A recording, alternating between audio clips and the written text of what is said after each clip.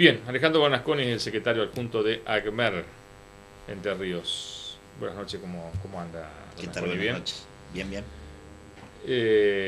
¿No se equivocaron en la estrategia inicial de, de protesta, digamos, o sea, de 5 días? O sea, porque no lo habían hecho nunca, digamos, me parece. No, no, en algunos No, momentos no, hemos pero de hecho. arranque, hablando de En arranque. algunos momentos hemos hecho, sí, muchos años atrás, pero No, no, no, no, el no lo año recuerdo. pasado eran 96 horas. El año pasado fueron 96 horas, lo que pasa que apareció una conciliación, pero hemos tenido muchas veces 72 y 72, Mm. hemos tenido una semana, hemos tenido 40 días seguidos, hemos tenido eh, experiencias variadas. Entendemos que No, no yo nos me, yo me equivocamos. refiero al arranque, digamos, o sea, el Ujú, día, ujú, la semana ujú, inicial, ujú. eh, este, no sé, Ente- a mí me parece Entendemos que... que no, a ver, Mm, sin duda puede incomodar a la sociedad, a un sector de la sociedad que es entendible, sobre todo porque necesita de la escuela y necesita que los chicos estén en la escuela, y que es lo que desde ya el sindicato desea, lo que acá sucede, digo, visto en otra perspectiva, la decisión de sumar al paro nacional de 48 horas un paro de 72 horas los días siguientes fue absolutamente mayoritario en nuestros congresos, por lo tanto fue un mandato clarísimo de las bases docentes y que por sí, supuesto sí, nosotros no, en tenemos eso que Alejandro acatar y nosotros respetar. lo Pero remarcamos digo, siempre. Ustedes, o y sea, tienen en, un y sistema de en términos elección. estratégicos, Ujú.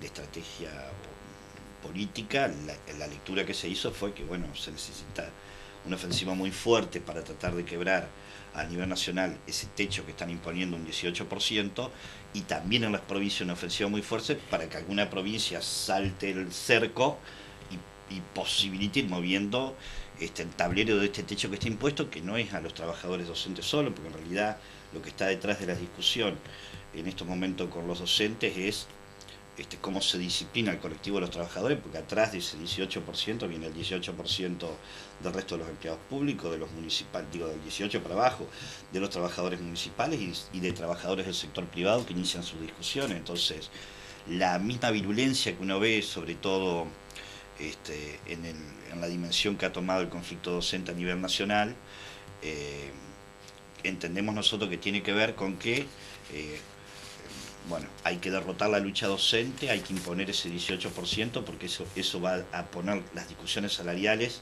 para el conjunto de los trabajadores todos a la baja. Entonces, bueno, la lectura estratégica que se hizo fue que se necesitaba una medida contundente al inicio del ciclo lectivo, tanto a nivel nacional como replicándolo en la provincia. Mm. ¿Y cómo le cayó la respuesta del gobernador? Mal, digamos, la verdad que acá hay claramente un escenario. Hacía mucho tiempo no se daba 19 provincias argentinas parando, hacía mucho. Tenían conflictos en los inicios de los ciclos electivos entre 7 y 12 provincias, 19 es toda una cuestión. Nosotros lamentamos profundamente la subordinación del gobierno provincial a este techo que ha impuesto la nación y que pone en superficie la situación de déficit que tiene la provincia y las dificultades que tiene para resolver sus problemas de caja, sino subordinándose al gobierno nacional. Entonces, este, la verdad que nosotros le planteamos al gobernador de la provincia que exija la paritaria nacional, no lo hizo, nos hace una propuesta que para nosotros es absolutamente inaceptable, eh, y bueno, y este es el marco del conflicto en el que estamos. Mm. Eh, yo leía hoy en las redes sociales, había ayer incluso, era como que había muchos que cuestionaban que ustedes como conducción estaban teniendo con Bordet una dureza que no habían tenido con Uribarri. Eso es Ujú. lo que planteaban, ¿no? Que con Bordet tenemos más dureza que la que tuvimos. Exacto. No, entendemos que hemos tenido la misma dureza con todos. En principio, nosotros no discutimos las personas, discutimos las políticas. Eh, a Uribarri le hemos hecho realmente muchos paros y hemos hecho huelgas también importantes y hemos tenido enfrentamientos muy duros, sobre todo en los momentos en que hubo una ofensiva presionando para que se eleven listas de huelguistas. Hemos tenido situaciones realmente conflictivas, las hemos tenido por supuesto también con Bordet y las hemos denunciado, pero en este sentido, digamos, nosotros enfrentamos las políticas, las definiciones de política que se toman, bueno, pero, salariales, a ver, educativas. Nos conocemos. Yo creo que, o sea, de hecho, desde el sector opositor gremial le endilgaron siempre a usted, digamos, un acercamiento con con algunos sectores del uribarrismo, ¿no? Digamos, ese cuestionamiento existió, digamos, ¿no? O sea, esa relación ustedes tenían quizás, yo creo que una cuestión de estrategia, digamos, también de ustedes, ¿no? Pero estaban más cerca del oficialismo que el resto de... Y ganaron con ese discurso también. Milito desde el año 96. La oposición siempre nos endilgó cercanía con quien gobernara que estuviera de turno. Y pasaron de todos los colores políticos. Digo, esa acusación tiene que ver más con una lógica desde donde se construye una identidad política y se intenta banalizar o cargarnos de una identidad política que la verdad que no tenemos. Bueno, pero a ver, el sector rojinegro estuvo en la conducción y ustedes ganaron, digamos, porque se diferenciaron. Exacto, sí, pero o sea, la gente los votó a ustedes porque... También, pero nosotros jamás planteamos como estrategia, ni lo decimos ahora, los vínculos que tiene el sector rojo y negro con Cambiemos, con etcétera, etcétera. La verdad, la diferencia que tenemos con los compañeros de la agrupación rojo y negro tiene que ver con cuestiones estratégicas, tácticas, de cómo leen y cómo entienden que tiene que ser la construcción sindical, de cómo se tienen que dar los procesos de lucha. Esas son las diferencias que tenemos los compañeros. Jamás, ponemos las discusiones en otros, en otro territorio. ¿Y después qué? Digamos, o sea, porque ustedes como... Hoy el gobierno hizo una respuesta, o sea, a través de Bordet con una conferencia de prensa en el arranque de la misma mañana, digamos. Ahí me sorprende que directamente haya sido Bordet el que haya respondido, digamos, o sea, acá evidentemente los cuadros intermedios no están funcionando, digamos, o sea, acá hay un presidente del Consejo General de Educación que evidentemente no tiene punto de contacto con ustedes, digamos, o sea, hay un ministerio de gobierno que tampoco tiene punto de contacto, digamos. Por eso insisto, ¿y ahora cómo sigue esta historia? ¿Ustedes cómo plantean el paso siguiente? Bueno, nosotros primero estamos mirando dónde estamos parando. La huelga hoy fue contundente, arriba de un 95%. Sí. La marcha nacional fue realmente impresionante. Apostamos a sostener la huelga en estos niveles de acatamiento y apostamos a una gran movilización el próximo día 10, viernes 10, una movilización provincial como Frente Sindical Docente de Entre Ríos, junto con AMET, con UDA, con SADOP, y con otros sectores de trabajadores con los que estamos charlando para articular acciones de lucha. Esperamos que esa movilización sea masiva. Se van a seguir replicando en todo el país también movilizaciones y bueno, a lo que aspiramos es a que se mueva hacia arriba ese techo que nos están imponiendo el 18. Entonces estamos necesitando o estamos demandando, apostando a que exista efectivamente una convocatoria a la paritaria nacional, a que se pueda rediscutir ese techo y a que las provincias empiecen a romper progresivamente ese techo. En estos momentos las 19 provincias que están en conflicto están en ese 18%. Entonces, bueno, hay una situación que es realmente preocupante. La inexistencia de la paritaria nacional implica el retiro del Estado Nacional del financiamiento, porque esa paritaria nacional no solo discute salario, sino que discute distribución de recursos a las provincias en programas, etcétera, etcétera. Bueno, todo esto está contenido en la Ley de Financiamiento Educativo, se está desconociendo la Ley de Financiamiento Educativo. Bueno, la fuerza de la lucha la hemos puesto ahora porque apostamos a que, tanto a nivel nacional como a nivel provincial, bueno, se abran las puertas, se empiece a generar otro diálogo y empecemos a encontrar alternativas. ¿Hicieron en estos 2 meses y algo sin clases, o sea, casi 3 meses, un relevamiento de cómo están hoy por hoy las escuelas? O sea, ¿en qué medida el gobierno varió todo lo que ustedes iban marcando? Decir, bueno, señores, precisamos que arreglen esto, esto y esto, digamos, ¿no? Bueno, nosotros tenemos una paritaria de infraestructura, una comisión de seguimiento de un acuerdo paritario de infraestructura, que debemos reconocer que este año funcionó, otros años no había funcionado, así como este año no funcionó y no se convocó nunca la comisión de seguimiento de la paritaria de transporte, pero la de infraestructura hubo convocatorias, hubo reuniones, gran parte de las presentaciones y de los informes que hicimos fueron atendidos, sobre todo lo que tenía que ver con reparaciones menores. Por primera vez aparecieron, que hace años veníamos demandando que haya cuadrillas en el verano funcionando. No tenemos datos de que hayan recorrido muchos lugares, pero al menos sabemos que las cuadrillas se constituyeron y algunos departamentos fueron. ¿Esto resuelve el problema? No. Arrancamos el inicio del ciclo lectivo con enorme cantidad de escuelas con problemas de infraestructura. Se resuelve con recursos. ¿Dónde hay, o sea, tienen determinado dónde hoy por hoy hay más problemas de este tipo? Especialmente Concordia. Concordia es un departamento con serias O dificultades. sea, el departamento del gobernador, digamos. Sí, especialmente Concordia tiene escuelas en situaciones delicadas, además complicadas con la matrícula, escuelas superpuestas, un montón de situaciones. Concordia, hay situaciones que se presentan también en Paraná. Hay un informe del sindicato que voy a acercar que está, creo, bastante completo de cuál sería el estado de las condiciones de infraestructura al inicio del ciclo lectivo, pero va a haber problemas y muchos, por supuesto. ¿Y cómo se preparan para afrontar problemas que el docente se hace cargo, digamos, ¿no? En esto de ser maestro, psicólogo, papá, mamá, asistente social, enfermero, digamos, usted tiene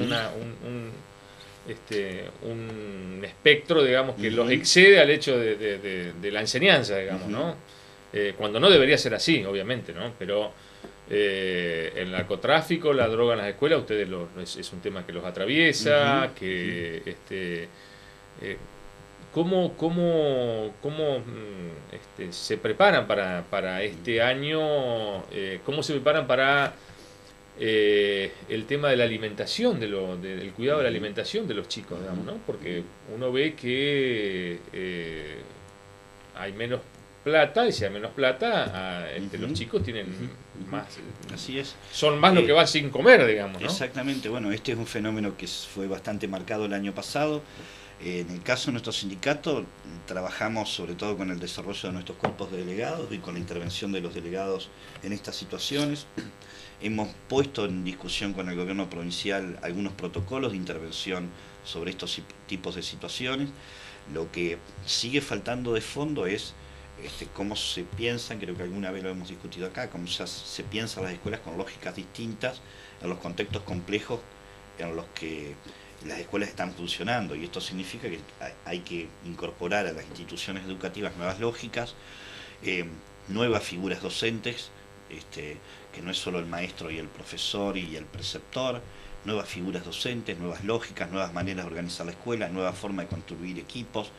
Se necesitan escuelas más pequeñas, con grupos más reducidos. Estamos discutiendo la cantidad de alumnos, tratando de rediscutir la cantidad de alumnos por curso y cómo se le asignan las categorías a las escuelas para, bueno, avanzar en que los docentes estén trabajando no con 40 gurises, sino que estén trabajando con grupos más pequeños de chicos. Bueno, hay muchísimas alternativas cómo se pueden trabajar ahora. Si no hay recursos para avanzar, digo, por ejemplo, las escuelas medias con el régimen de profesor por cargo, etcétera, etcétera. Si no hay recursos para eso, se hace, por supuesto, difícil. Y si no hay recursos para salario, que no es solo el salario de los trabajadores docentes que está en juego, insisto, el salario de los papás de los mismos chicos lo que está en juego en torno a esta lucha. Bueno, si hay dificultades para eso, para lo otro también hay, por supuesto, muchas. Hoy a la madrugada pasó un fenómeno muy preocupante, digamos, que viene pasando ya en los últimos años en Paraná.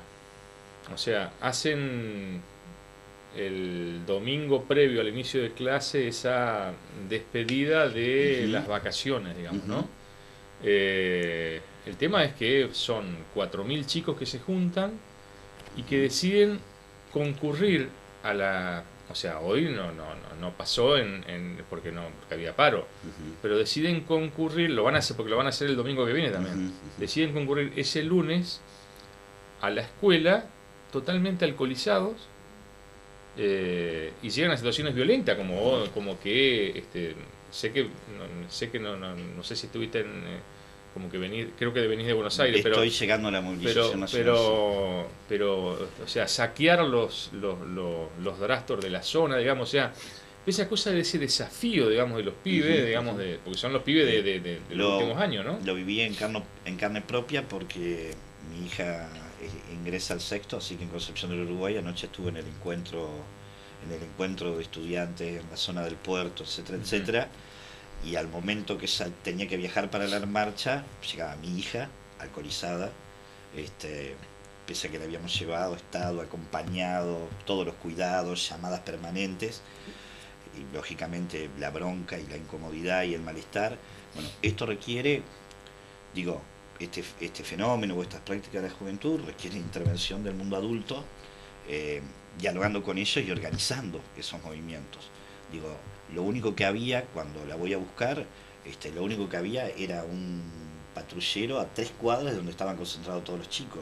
Y digo, seguramente la peor de las soluciones sería llenar de policías ese lugar. Cuando digo intervención, digo, hay que hablar con los cursos previamente, se tiene que hablar desde la escuela, se tiene que hablar con las comunidades de papá y hay que intervenir sobre eso para que no se consuma alcohol, bueno, pero eso requiere, digamos, una intervención deliberada de los adultos y de las organizaciones de los adultos, digo, la escuela, etcétera, etcétera, para que se trabaje esto con tiempo con los chicos. Pongo un ejemplo que lo debéis conocer, la famosa vuelta del Colegio Nacional en Buenos Aires. Mm. Este, bueno, estuvieron 15 años, creo, dándole vuelta a cómo resolvían el problema, que a fin de año los gurises daban la ronda y destrozaban todo. Y era el Colegio Nacional de Buenos Aires y hubo que hacer muchísimo trabajo de trabajo con los chicos, de diálogo con los chicos para resolver ese conflicto. Bueno, todos estos fenómenos que vamos viendo, como ese podemos mencionar muchos, requiere diálogo previo, intervención previa sobre los grupos de chicos, trabajo desde la escuela, anticipación desde las organizaciones municipales, etcétera, etcétera, para que estas situaciones no ¿Y sucedan. a quién desafían, digamos? O sea, No, es un replica. mensaje a la clase política, a la sociedad, al poder, o sea, En porque principio es un desafío. porque uno, Bueno, pero es un desafío, a ver, es un desafío al mundo adulto con las herramientas que el mundo adulto les provee para desafiarlo. Las ficciones que les provee el mundo adulto. mm, El alcohol, eh, las polleras cortas, etcétera, etcétera, porque bueno, la sociedad capitalista vive de la producción de estas ficciones, digo. eh, si le aumentaran mucho el salario a los maestros y habría capacidad de consumo, no sé si necesitarían construir ficciones para que lleguen muchos turistas a Gualeguaychú e ingrese más plata. Digo, si a los trabajadores, a los miles de trabajadores que tiene Gualeguaychú, tuvieran buenos salarios, habría muchísimo consumo en Gualeguaychú, por eso es importante aumentar el sueldo de los trabajadores y no se necesitaría producir ficciones este, para hacerse de dinero y para hacerse de recursos. Y estas ficciones, la pollera acá, el alcohol, el etcétera, etcétera, etcétera, son las mismas que los chicos toman y nos devuelven como respuesta provocativa, este, porque son sujetos de violencia ¿qué hace la también. escuela, Alejandro? Digamos? Porque Y uno la escuela dice, lo puede poner en debate, no puede, a ver, la escuela no puede transformar, digo, hay un fenómeno, la escuela se desplazó de ser el lugar de socialización por excelencia como era en otros contextos históricos.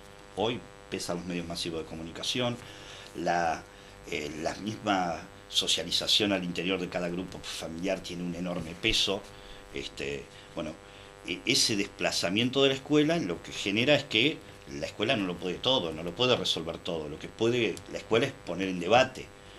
¿Qué necesitamos en una escuela que ponga en discusión todos esos supuestos valores? ¿Se entiende? Eso puede hacer la escuela. No replicarlos. Eh, no reproducir esos valores que son construcciones de ficciones para generar consumo permanente. Eso tendría que hacer la escuela, eso tendrían que hacer todos los compañeros cuando van a enseñar. No es fácil, por supuesto, eh, pero bueno, los chicos viven en un claro, pero contexto. ahí vamos también a la Ujú, cuestión esta de que el docente se va a encontrar con, en su curso, digamos, que arranca a las 7:30 de la mañana, 7:15, con chicos alcoholizados, digamos, o sea que tienen que hacer de nuevo, no solo de maestros, sino de papá y de mamá, digamos, o sea, y papá y mamá. Por supuesto, ¿no? que es un contexto de enorme complejidad en el que el docente se ve desbordado, las autoridades se encuentran desbordadas, digo... O sea, porque la sanción dejó de existir también, ¿no? La sanción dejó de existir. Ahora, digo, la única manera de resolverlo, digo, salvo que llenemos de policía, y etcétera, etcétera, es anticipando el problema, charlándolo con los gurises y generar acciones que transformen esa situación. Si no, esta práctica se va a seguir replicando. Como cuando yo terminaba el secundario, era la práctica de dar las serenatas y tirar todas las hojas. Y sí, y tirarle petardos en las puertas a los profesores, una práctica mala que tuvimos, que teníamos en su momento. Y bueno, después se transformó en otra cosa, y ahora es esta juntada que hacen los gurises. Bueno.